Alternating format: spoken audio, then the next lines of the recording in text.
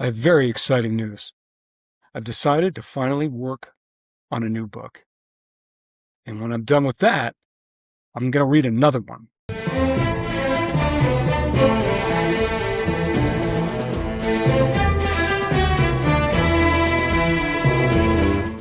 Mac Engel, Fort Worth Star, Telegram, Engel Podcast, Sunset Lounge, Stolen Water Media. Thank you very much for joining me. Terrific guest today. We'll talk all things professional sports, specifically pro football and money. Something that has popped up in the last, I would say, 2 to 3 months is a preponderance of video clips on social media of retired athletes talking about their wealth. And this is the hottest of hot button subjects with me, are people who sit there and talking about, well, $100 million really isn't that much, or $12 million really isn't that much. And all I want to do is reach through my screen, whether it's a computer screen or a phone or a tablet, and grab that person by the collar and say, do you have any idea how stupid you sound? Do you have any idea how much money that really is? And you're sitting there bitching about how much or how little $1 million is? How tone deaf, how stupid, and how offensive do you know you are in those sentiments that you express here on whatever podcast? Shut your mouth. Be smart. Take care of your money. Quit acting like a victim that somehow a $50 million contract isn't really that much. I am depressed. That is life-altering money. And the people who are fortunate enough to work their way into that tax bracket through entertainment, whether it's movies, television shows, music, or in this particular case, professional sports, be grateful that you made it. You worked that hard, you're talented enough, and you are there in a place that most people, including yourself, however many years ago, would have killed to be in that spot. You're there.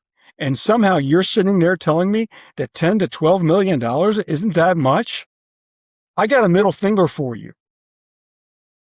So someone who has lived this life joined me for this particular episode, and we talk a little bit about that reality, the reality of wealth, money, spending money, how much really it is, and what it's like to be in that world as a professional athlete, and specifically how cutthroat it is. My appreciation for people who play professional sports has gone up exponentially the more I've covered it. My appreciation for people who make it to Division I college sports has gone up tenfold since I've started to do this. Do you know how good you have to be to make a college team? I'm not talking about Division III. I'm not talking about Division II. I'm talking about a Division I NCAA athletic institution. Do you know how good you are to be on that team? Do you know the percentages? Think about it when you were a kid and you were growing up playing sports. You might have known 1 or 2 people who made it on the college level. And again, I'm not talking about Division III, because a Division III, that means the person is paying their own way. I'm talking about the Division I person who is getting compensated in some form or fashion, whether it's books, whether it's meals, whether it's a full scholarship, or now in this case, NIL money. Do you know how good you have to be to make it on that level? Do you know the level of talent and dedication and work that is associated, that is mandated and required to make it? Now, cut that number down to about a handful. All those talented players on a college team, and now they have a chance to make it as a professional. Do you know how good you have to be the 25th player on a Major League Baseball roster? Do you know how great you have to be just to stink at the end of a bench on an NHL team? Do you know how much politicking, how many moons have to align if you're going to be a backup quarterback in the NFL making $950,000 or $1.2 million? Do you know how many things have to go right for you to be a swing tackle in the NFL? There are all these different parts to this that most people who watch this stuff can't even fathom. My guest for this episode is someone who was in that position, but eventually went on to live it for 11 seasons in the NFL. The average career length of an NFL player is less than 4 years. Marshall Newhouse was an NFL offensive lineman for 11 seasons. The odds of him making it that long, especially the fact that he was a 5th-round pick in 2011 in the NFL draft by the Green Bay Packers, the fact that he did that is astonishing. And he's not somebody, by any stretch of the imagination, is a household name. But he lived it because he was smart and he figured it out, how to make it one more year, and then another year, and then another year, and another year. He started his career in 2011 with the Green Bay Packers. He was with that franchise for 3 seasons. 2014, he spent the year with the Cincinnati Bengals. After that, he spent the next 2 seasons with the New York Giants. Then he went to the Oakland Raiders in 2017. 2018, he split time between the Buffalo Bills and Carolina Panthers. He was traded midway through the season to Carolina. 2019, he spent the season with the New England Patriots, where he blocked for Tom Brady, and he worked under Bill Belichick. And then in 2020, he spent his final season with the Tennessee Titans. He's since gone on to become a broadcaster, where he's done color work for TCU, as well as any number of network games, including this season with the Mountain West Conference. He is one of the smarter guys I've ever met in the NFL, and somebody who's very grounded in the reality of what it takes to make it in the league, and specifically the pitfalls that come with being a professional athlete. This is a great conversation. Please welcome my guest, Mr. Marshall Newhouse. Do you know the odds of a 5th-round pick lasting 11 NFL seasons are? I know they're not good. I don't know what they flatten out to, but they're not good. They're terrible. What you did absolutely blows me away. And now that you're years removed from it, your last year was the COVID season, 2020 with the Tennessee Titans. And now that you're 5 or 6 years removed from it, Marshall, played for a lot of teams, played in a lot of playoff games. What are you most proud of about your professional career? Yeah, obviously the longevity, but just it's taken being on the other side of it to kind of reflect on that is the fighting through the adversity. Just there's tons of stories of guys doing this, but mine is its own kind of journey. But literally, from 5th-round pick to winning a Super Bowl my rookie year, thinking that I'm an incredible franchise, but then everyone wants to stay with one team. And so not working out with the original franchise, and then kind of being in this wilderness for a while, and being typecast as a swing guy, and you're clawing your way back to show your value. And it took me a lot of different places and fit. And that's why I'm so empathetic now to players and where they get drafted or where they sign, and how important it is to be supported and have advocates for you. And you still have to do your job. But it took me, getting to the New England Patriots of all places and starting 10 games from Tom Brady to also kind of, recognize what it took me to get here. So yeah, I'm the most proud of sticking through it, fighting through the adversity, as cliche as it can become. It was not easy. It was very lonely and it was very arduous, and I don't recommend it, but it's my own journey. So I'm proud of that. Wow, very lonely. I have not heard that word. That's interesting. I'll get into that in a minute. Yeah.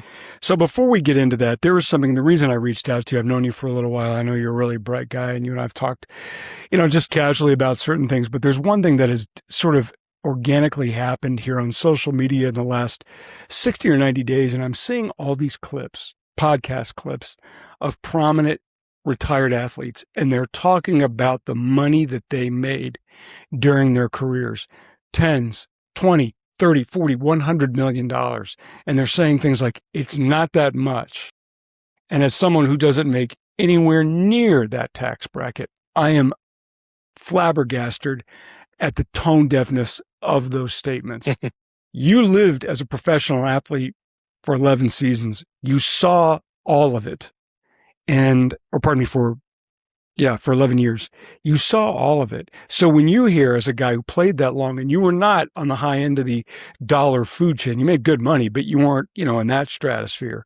But when you see and hear those clips of these guys saying, yeah, it's not $50 million, more like 20, and then you got this, this, and this. Marshall, how do you react when you hear those clips?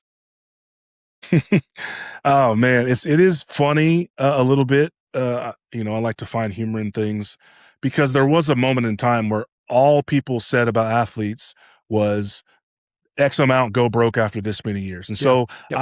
I am encouraged that the conversation is now on the other end of wealth preservation and making a future that lasts far beyond football with the money that you did earn. But you're right, it's lacking tons of just self-awareness and this connection to the everyman that I think a lot of players come from lower middle upper class, and the people that, yeah, they also pay taxes. They also are aware that you don't get to keep everything that you earn. And so, podcasts are good. I'm on one now. I have one of my own. And so we're getting the voice of athletes out, but a lot of them just, I think, have lost the forest for the trees from a standpoint of people who might listen are people who are in student loan debt, credit card debt, mortgage debt, and by their own right, giving them agency is fine, but you've lost the plot a little bit when you're trying to convince the average person that because you on paper signed $100 million contract and what effectively ends up you get to keep is close to 50%, that is something that the normal person can identify with, and it's just not true. So I like that there's more conversations. I think in this NIL era with college sports, kids are getting exposed to the realities of finances and wealth preservation earlier. They're learning that hard lesson sooner. But yeah, the guy who signed a max deal is like, well, it got cut in half effectively. That sucks, but it is not too different than or too dissimilar than the average person paying taxes. And so no one wants to hear that you still have 4 cars or that you bought an extra house, with that money, because guess what? You could still afford it. You were in a position to never have to work another day in your life. And so it's tone deaf, it's lacking self-awareness, but I understand that. I'd rather this be the problem we're talking about than guys who are, back to where they came from and struggling financially is what the story used to be. So when you finished TCU, before you're going through the pre-draft process and hoping you get picked, hoping you might make 6 figures and land on an NFL roster. Marshall, did you have any idea what wealth management was about at that particular junction of your life? Not a ton. I had more than most. My mom was an accountant. She's since retired. And so I was very, aware of finances, but to that level, no one in my family, it's funny. I'm a cousin of Robert Newhouse, played for the Dallas Cowboys. The money that he earned was way different, than what I was exposed to when I got drafted in my career. And so I had more exposure than most, but I still didn't truly get it. I still didn't understand what withholding meant. And that also you're paying into a 401k and that it's actually the best 401k match deal that exists in the NFL, but that it's not money that you're going to have access to for X amount of years. And so you learn all those things kind of on the fly, and you each have your moments of just like, oh, this is what it really means. And so I think other guys are having more cold water realizations about what that looks like. Do you remember receiving your first check? NFL check? I do. It was a signing bonus from the 5th round, from being a 5th round pick. I had never seen that much money in my life. I was a scholarship athlete at TCU, but we got scholarship checks that immediately went to rent and a little bit for food and clothes, but nothing what they're making now. And it was enough, and I was grateful. But shoot, it was not that much. And so yeah, I remember the check. I remember thinking, this is kind of cool. I have a physical, they make you put in your wiring information, but I wanted a physical check. I got a physical check. I took it to a physical bank and I deposited it. And that felt incredible. It felt really, really good. And then I was like, well, I haven't made the team yet. This can't be the only thing that I earn, and I have to make sure of that with all the other actions I do. But it was an incredible moment, a realization of my dreams and my parents' hard work and my support system and all that stuff. But I was just the beginning. I was hoping. Did you reward yourself with anything that you went out and bought? No, there wasn't a big purchase. I'm not a big jewelry guy, not a big flashy things guy. I wanted a truck. Honestly, I didn't even want the truck. I had a used Tahoe that had 100 something thousand miles on it that my friends would tell you when I pulled up to a stop sign in Fort Worth, Texas, the chassis would rattle. And I was ready and willing to drive that up to Wisconsin. And my parents said, no, the hell you're not. You can afford it. Get something that is reliable just so we aren't worried about you driving in the winter. And so the first thing I bought was a truck. So you go to Green Bay as a rookie, and famously, one of the advantages, having talked to former Packers, is that, you're 2 hours north of Milwaukee and there's not a lot to do up in Green Bay. So you can save a lot of money. I see 4 or 5 Sure. former Packers. They all said the same thing. It's like, you just save money. So Yeah. when you were in Green Bay, did you see anybody as a rookie or even your second year in the league, Marshall, where you looked around and saw guys blowing through money? Like, what are you doing? Did you see any of those horror stories in real time in front of your own eyes? I've trained myself to not what they call pocket watch and pay attention to what other people are doing too much. But you would notice guys uh, getting luxury sedans in Wisconsin, and I just like that doesn't make sense. Like it's already October, the snow's going to be here in November. What are you going to do with that? So I thought that. But you're right. There's not a ton of trouble you can get into in Wisconsin, but guys would have homes that they went back to who I would hear about big houses and big cars and stuff like that. But it wasn't a sense of judgment. I was just like, hey, to each their own. I was just ready and willing not to clinch onto it, but to figure out ways to preserve it, make it grow, and then earn more by my play. So a story I heard about you secondhand. I don't know who told me this story. I don't think I had even met you by that point, but this was sort of one of those stories when I heard it about you, Marshall. I was like, man, what a smart thing to do, is that you bought a house, which was essentially an investment house here in Fort Worth, a stone throws from TCU's campus. And I think it was a pretty nice house. Nothing gigantic, but a nice home. Is that accurate? Did you buy that home as an investment property? Yeah, it was I didn't even buy it till my third year. So Okay. I rented it, obviously in Green Bay, and then I lived with my parents for the first off season and a half in Dallas, Texas, and then eventually got a house close to TCU that I loved and knew well, starter home, nothing crazy at all, but would allow me to kind of lay my head in the off season. We're only in home for like 3 months out of the year, and then when I was home, that meant I could go up to campus and work out for free, and so to me, there was a lot of boxes that could be checked by that, not including the beneficial mortgage and the accruing of equity in the house long term. I didn't think it was not some venture capital purchase that was going to XXX in the future, but it was to me a hedge. Just as I kept playing, a place that was very modest that I could lay my head and had friends over and enjoy my downtime while I was in Fort Worth.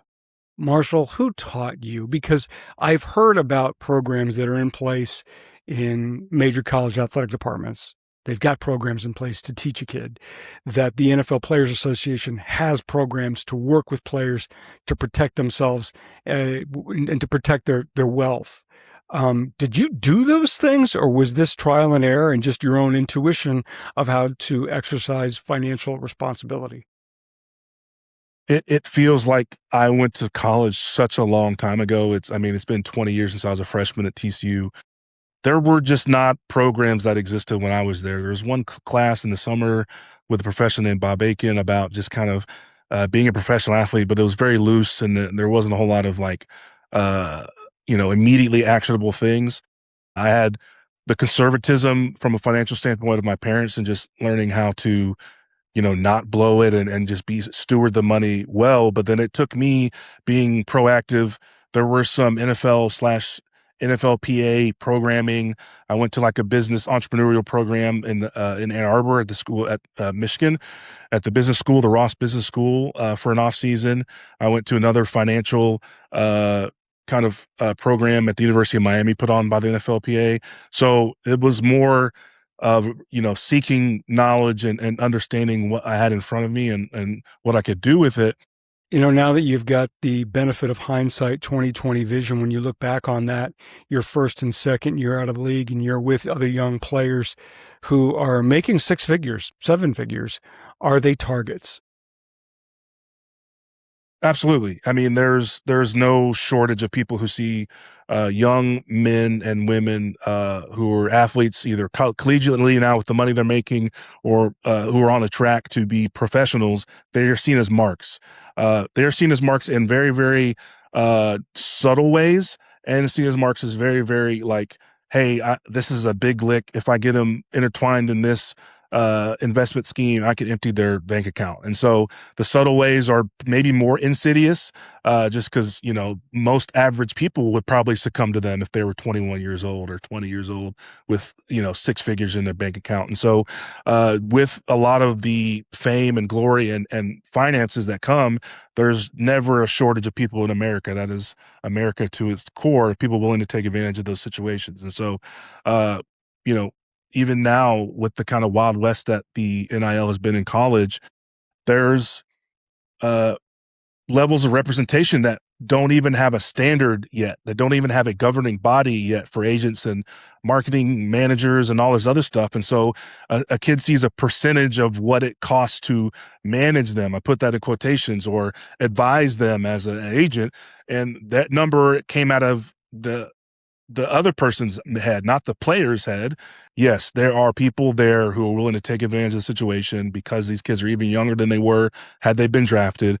And a lot of them just don't come from money. There's not a just ingrained knowledge of just how to maybe even do the bare minimum just to kind of put the money away and keep the main thing, which is just play your sport and be really, really good at your sport and maximize that, and then let everything else happen. So you said a word at the top to describe your career and your journey in your NFL career that I've never heard before.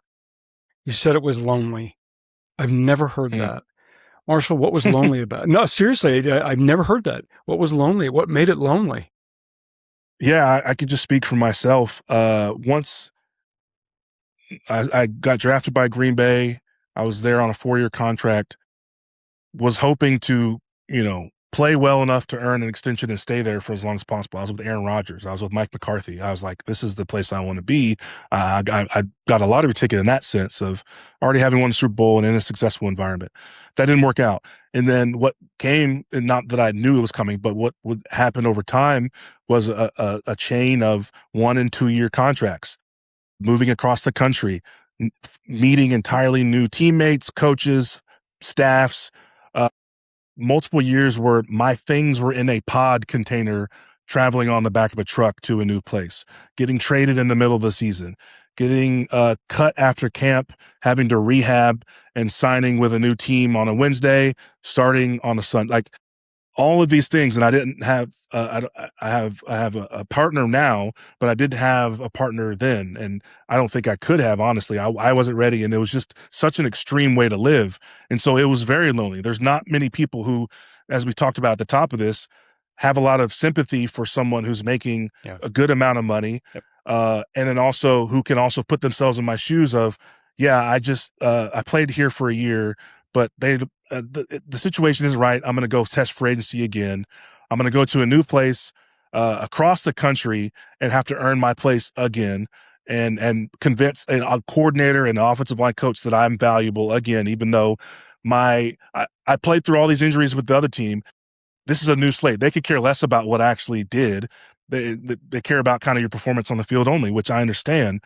That's lonely. And showing up over and over again was just such a test of will that I've never really talked about. And I genuinely, not many people understand. It just took a lot out of me. I think ultimately I probably stopped playing sooner than maybe I could have, just because it just took too much out of me. Now it was rewarding. I played in a lot of different cool places, lived all over the place. I would have friends and family visit. My family were awesome, but in the between, when they were not visiting, the 350 days a year when it was just me and my routine and my rehab from an injury, or my workouts in the off season when there's no one else around, that was super, super lonely. And I don't know, I can't speak for other players, but to me, how I dealt with that was the only reason I played as long as I did, because there were many times that were very dark that I was like, I don't think I could play anymore. And this is after like year 4 or 5. I was like, I don't know if I want to do this anymore. And I came out of it and, you know, glad I did, but it's not easy because I had high expectations myself. I wanted to play. It was a game I love, but there's times where my body failed me, where I think my emotions and my mind were just not in a good place, or I was doubting, am I even good enough to be here anymore? And so I wish I had found kind of therapy before that. I didn't. It's funny, not funny, it is encouraging the amount of mental health awareness that is going on. And I think people have become a little numb to it, unfortunately, a little cynical of it, unfortunately. Yep. I think it saves more than it hurts by a long shot. I didn't really have any of that. That was very out in the open. And so I dealt with it on my own. And I describe it as lonely. It was not fun at times, and it was not easy. And there's not many people who you could talk to about that. So one part to your job specifically, having followed you because of your ties to TCU, obviously, I followed those guys because they were in my backyard, so to speak. Marshall, sometimes you really got it from fans. So, I remember seeing that from time to time. Well, Newhouse did this. And one of the hard parts about being a guard or a tackle is that they don't notice you when you did your job well. They see you when you don't do your job well, right? That's one of the unfair parts about that job specifically. A wide receiver can rip off a bad route. Nobody knows it. He can rip off a route where he just loafs and mails it in because he knows the ball's not coming to him. There's more attention to those guys today than there was 15 years ago. But if you make a mistake, then everybody sees it. And, now with social media, which has only grown exponentially since you entered the league, how did you deal with that part of the public criticism that comes with being a starting NFL player? I would say not well, especially at the beginning. I feel like I'm a tech forward person. I was really excited about the idea of what Twitter could be. And so I was like on it. I was on it early at the end of it was not what it is now for good and bad. Yeah. But I was on it at the end of my TCU career, but it felt irreverent to me. It was just like a glimpse into another world.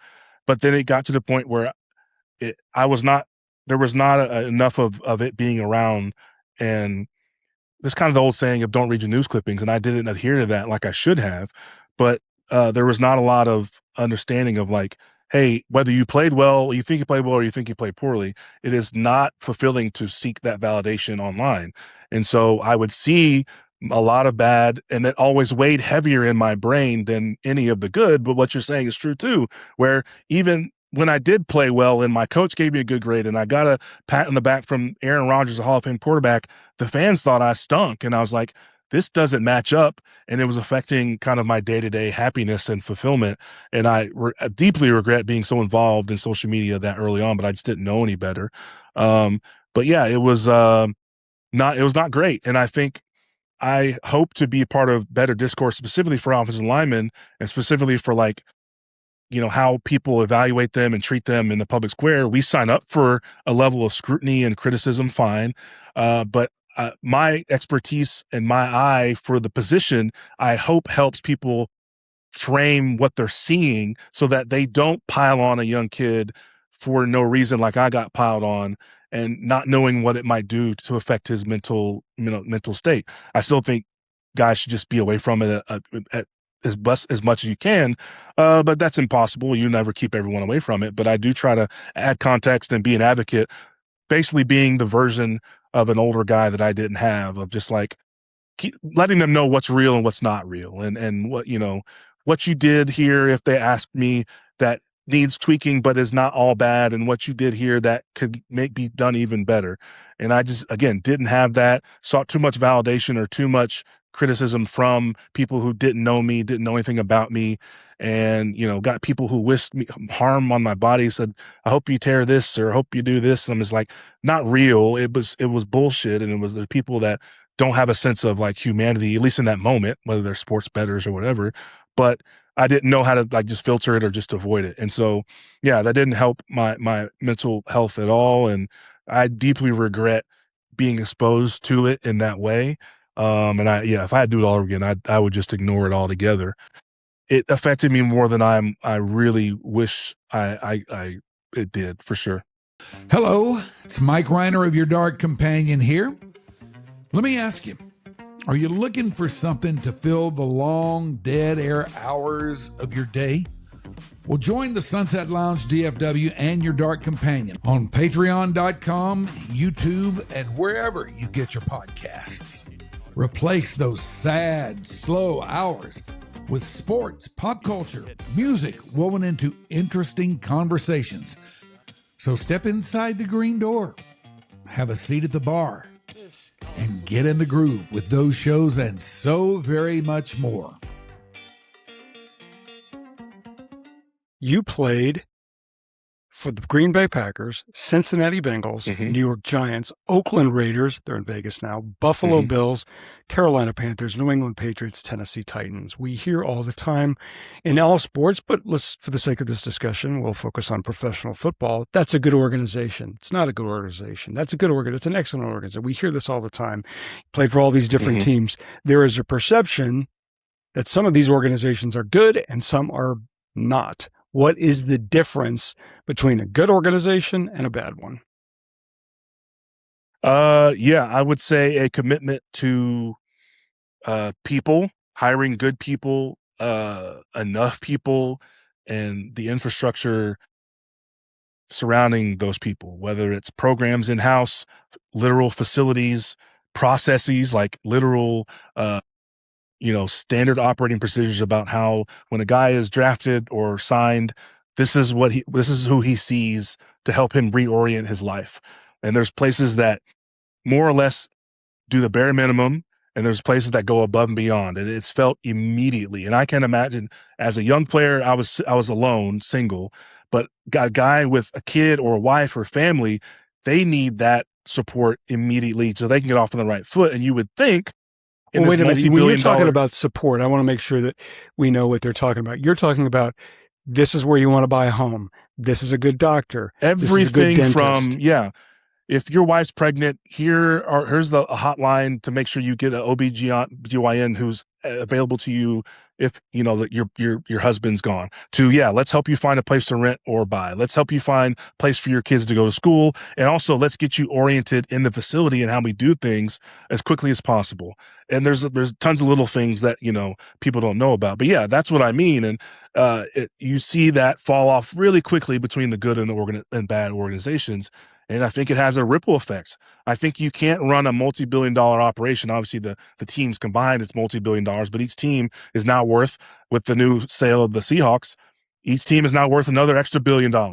And you can't expect that kind of entity to then fall short if they want to be successful. And there are some just glaring, examples of this. And at the end of the day, there is no one truly holding these owners and them accountable other than themselves. And so the buck stops with them. And so if they decide, hey, we're going to quote unquote cheap out on this or not give as many resources as this, that is their decision. And usually it's a short-sighted financial decision and not a decision can't come to about people and helping people be their best. And having all these moving pieces be a part of an organization, they always want to lean on, this is a family here. And some places take that pretty seriously. Other places, it's like, this is like the train station with how transactional it all is. And so, I've seen, I think, the spectrum for sure. So you played with a lot of great players. You mentioned one a few minutes ago, and Aaron Rodgers, who is still playing. There's another one on the list is Tom Brady. You blocked for Tom Brady along with your former TCU teammate, Marcus Cannon, in 2019. Yep. I imagine that had to be a very special season for you. You got to witness Brady and Belichick. When you look at that, and I am sure you have been asked this before, what was the key to the New England Patriots dynasty? Was it Belichick or was it Brady? It was not a equal combination of the two, but kind of an equilibrium, if that makes sense. So instead of it being somehow 50-50, at any given time, it was 80-20, 60-40, kind of back and forth because Tom elevated every single person around him offensively and defensively with his preparation and his attention to detail and ultimately his performance and moxie and grit. And then Bill Belichick, his defenses and his mind and the way they prepared and the details that we went into were absolutely why the Patriots won a lot of close games. And so separating the two is very, very, very difficult. I don't think they're always equally responsible for each win. And I don't know what number you put it at on the entire dynasty, but they needed each other. We saw since they've departed, Tom has gone on to win another championship, and that to me is very indicative of what the value that he brought to another organization. I think Coach Belichick has had less success without Tom, but I don't think that is necessarily indicative of his defensive prowess, more of maybe the personnel and the people and the support that he has around him. I think that has kind of become a little bit more clear, but to each in their own right, the greatest of all time, but absolutely attached at the hip, just at different times need each other a different amount. Marshall, who was the best player you ever played against? That I ever played against? Someone that came at you that just whipped, like you're like, well, this guy's a I had to block so many just like insanely elite defensive ends and pass rushers. Yeah. Those are the easy answers. I mean, the Peppers, the Watts, the JPPs, the Von Millers, all that stuff, and they're all like great in their own right. But the guy who I played twice and then got to play with, who like just changed everything for you as an offensive player, and like, you know, even for my position, was Luke Kuechly. And I got to witness the Luke Kuechly as a Panther when I got traded there. And it just all kind of came and made more sense. He's just an incredible stand-up guy, but he's just a savant player inside of just an elite athlete. And the stories are true of him doing so much film study that he's calling out plays when you're checking at the line of scrimmage. And it's just like there's physical domination and ways in which you can demoralize a team on another side of the ball by how you physically beat them up. But the mental part of just being able to pick you apart or know what's coming or any of that, to me, is a whole nother level. And I think Luke Kuechly is like just on another stratosphere. I think he just got a new broadcasting role. He's going to crush that. He's a first ballot Hall of Famer, fully deservedly so. Just like, I don't think someone else at that position touches his impact on the field from all different facets. Well, so aside from Luke Kuechly, because like you mentioned, you played with and against him, other than Luke Kuechly, who's the best player you ever played with? Played with? So best as far as like physical traits and like performances and stuff like that, it was Aaron just Rodgers. Anybody, like, Marshall, that it's funny that was a teammate. He's like, God, this guy's good.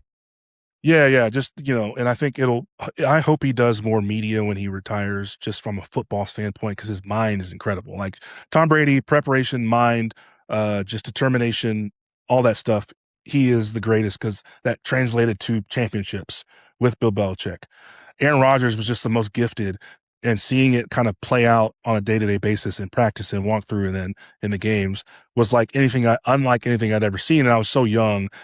Even looking back retrospectively, I'm like, it's even greater when I like see it back on film. When I watch these old replays and I'm lucky enough to be on the field and trying to my best to give him a chance to throw the ball or whatever, he was just on such another level because it just was unlike anything we had seen. His throwing motion is so unorthodox and unable to be duplicated, and arm talent and different angles and the control with which he had of the game, that there's stories now coming out of receivers. It's like, if you can't rise your level of mental awareness and preparedness, you didn't even get a chance to play with him because of the signals and the knowledge of what he had pre-snap and the improvisational stuff after the snap. And to me, it was just, he was the best ever at that specifically. And it's a shame he didn't win more, because I think he's unmatched as far as the skill part of the playing quarterback. So, Marshall, I've never asked a player this question, and I thought if anybody I could ask, it would be you, because you're a really bright guy, and I'm not saying that because you are really genuinely a bright guy, but you played in an era of football when everybody now is aware of the potential consequences of the collisions. You're an offensive lineman, which means you're almost guaranteed of a hit every single play. You're 37 years old. We're seeing stories now about people who are dealing with the effects of the playing career in spite of efforts to get them off the field if they show concussion symptoms. Do you fear at all going through that as you get older, and specifically CTE-related symptoms? I don't fear it. I've just gotten to the place of being ready to kind of adjust if it becomes an issue. And so we all go through atrophy as human bodies. And so that's just to me a different form of atrophy. To me, it's undefined because I don't know when or if it'll show itself and how it will show itself. And it may not. Unfortunately, there are guys who, it may not. And so why in the world would I give that oxygen in my brain and my body and all that stuff before it needs it? But yeah, I'm aware for sure. And I had concussions while I was playing, and I was very, aggressive and self-advocating when I had a concussion to just let my brain heal. And that to me is a lot of sports and people get concussive moments. It's in football, going back too soon before our bodies are incredible. Before your body gets to heal and get back to its neutral state, going and exposing yourself to that same trauma is the part that compounds the damage. And so, yeah, as a lineman, we did a lot of small hits together, and there's probably more linemen with more issues. But when I thought that things were tough, I said something, and I get there's pride in not saying things, but as I age and get older, and I'll continue to be aware of it and looking for symptoms or whatever, it doesn't do me any good to dwell. But I understand what I went through, and I understand what I put myself through. I did do that of my own volition. To me, that was just the big part of the settlement and the lawsuit was just guys are going to make the choice still. Who are you to then insult our intelligence to say that we don't understand what we would be stepping into, and then to hide it? I mean, that was what the NFL was accused of, was hiding it for so long, the actual results or the actual risks. And so, I think football was incredible. It's been such a big part of my life since I was 4 years old.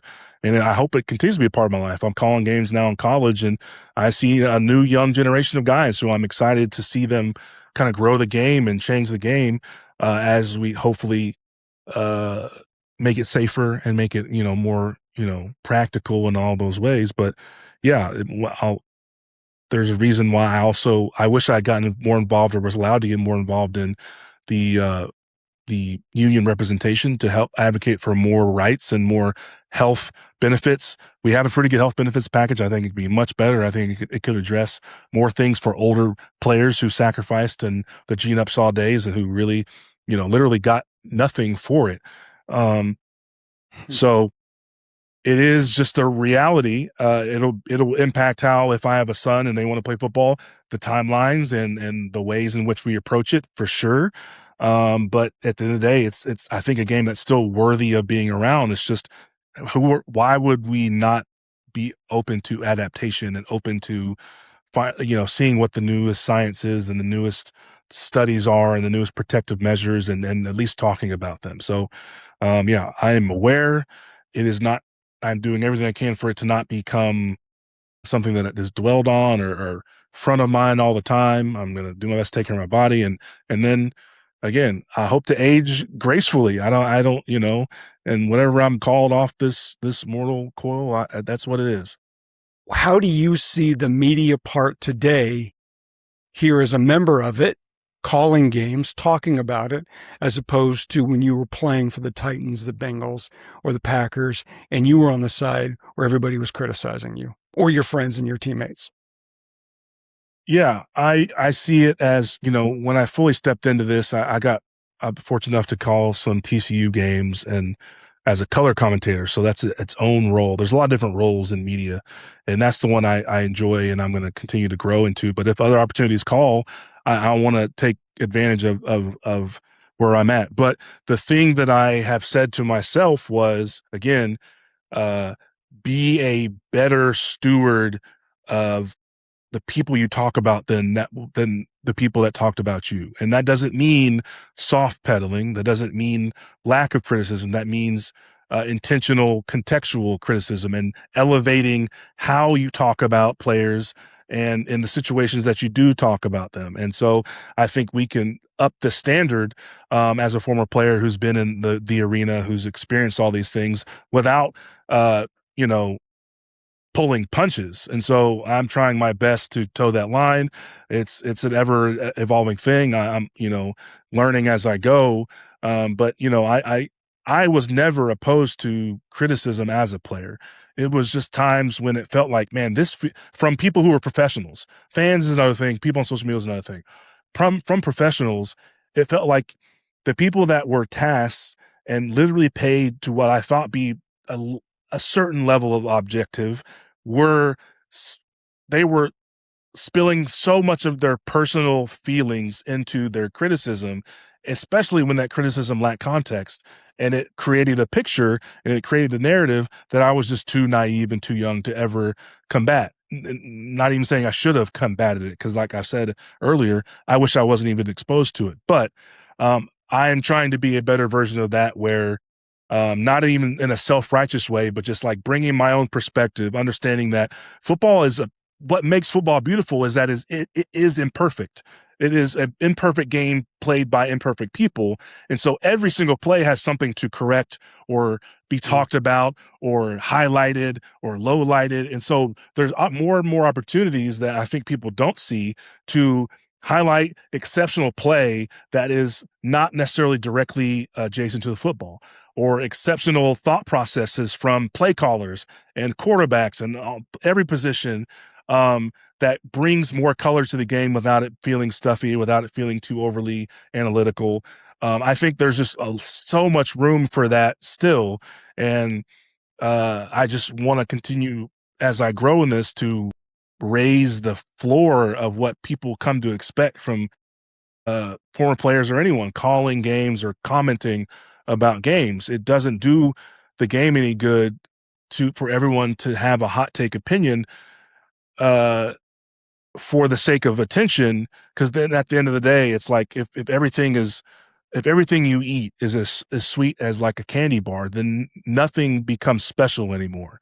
Nothing stands out or is truly exceptional and worth talking about. If everything is a screaming match, that has to be the height of concern. And so that is, in a long roundabout way, how I approach this. And I think it's fun. It's as close as you can get to the game without coaching or scouting, which I've, thought about. And I want to still be myself and bring my own vantage point and opinions, but still, have respect for the people that devote their lives to the game. I mean, there's coaches behind the scenes who are away from family and friends and stuff like that. I would try my best to pay honor to what they're trying to do, even in losses, and being honest about it. So last thing, you played at TCU and you were a member of a team that helped change that university. And I don't say that lightly at all. There are certain college athletic teams that change their schools. Duke has had a few. Indiana University this last year winning a national championship. The teams that you were on at TCU were very, very special.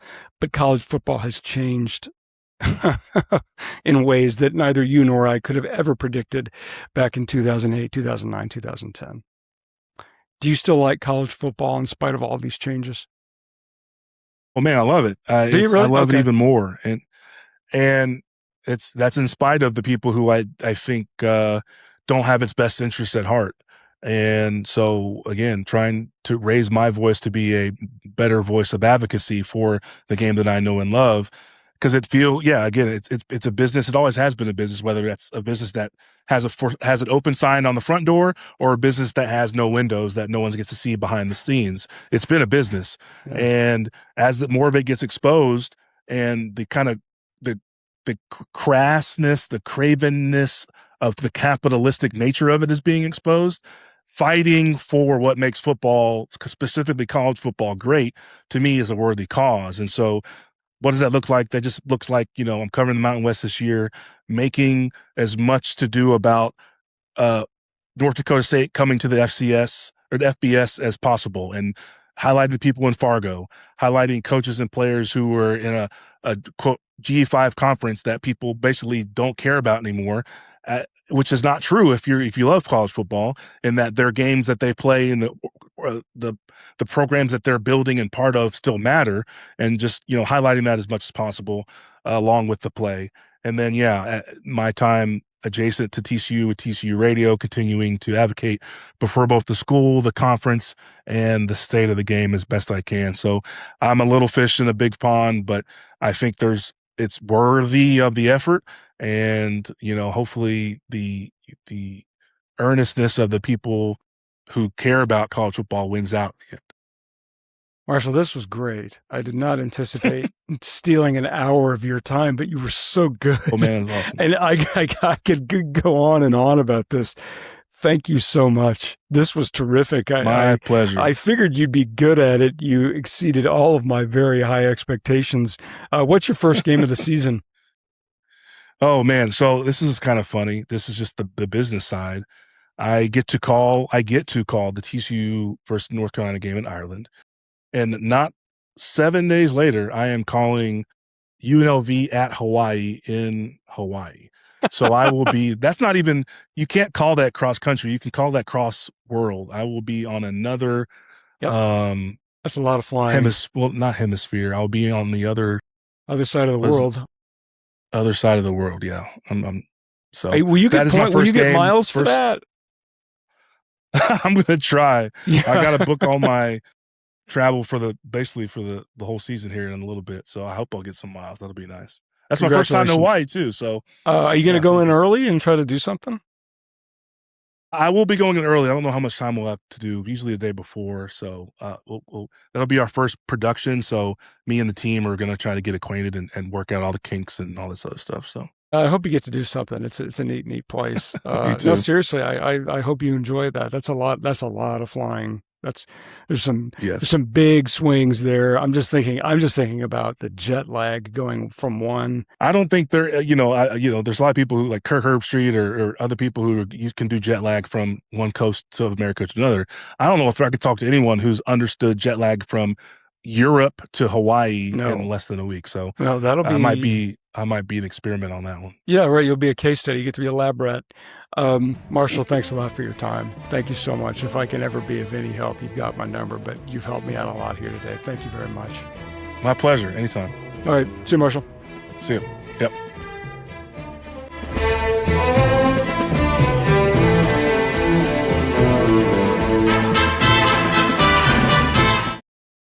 This is a Stolen Water Media production.